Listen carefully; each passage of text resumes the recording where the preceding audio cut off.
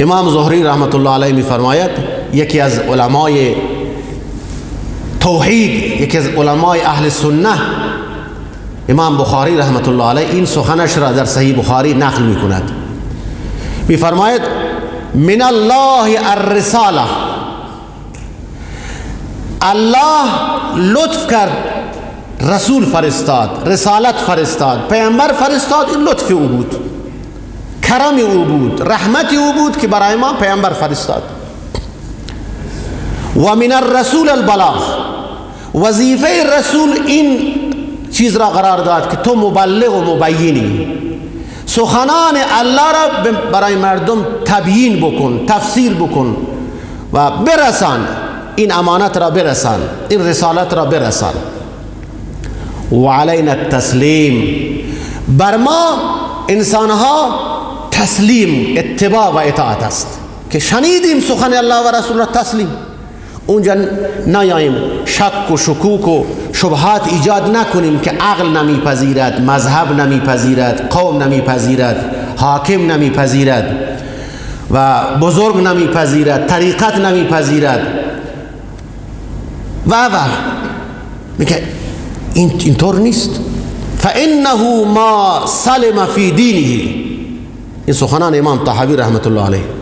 میگه سالم نمیماند در دینش احدی، این دینش ناقصه، سالم نیست، الا من سلم لله عز وجل و لرسوله صلی الله علیه وسلم، کسی که تسلیم الله و رسول بشود و رد علم ما اشتبه علیه العالمی، اگر جایی از کتاب و سنت نفهمید او را حواله بکند به الله و رسول، حق بداند او را، بار الها این سخنت حق است اما من معنایش نمیدانم، خود ندانم، علمش را به تو حواله میکنم اما او را حق میدانم.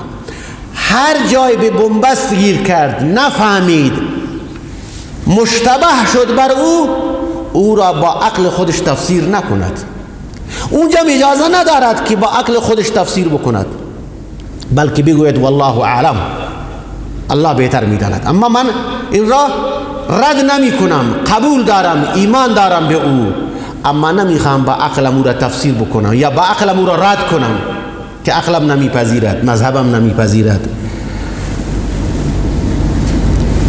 ای سلم لنصوص الكتاب و السنه، تسلیم نصوص کتاب و سنت بشود، ولم یعترض علیها بشکوک، و اعتراض نکند بر او، شک و شکوک ایجاد کند، شبهه ایجاد بکند،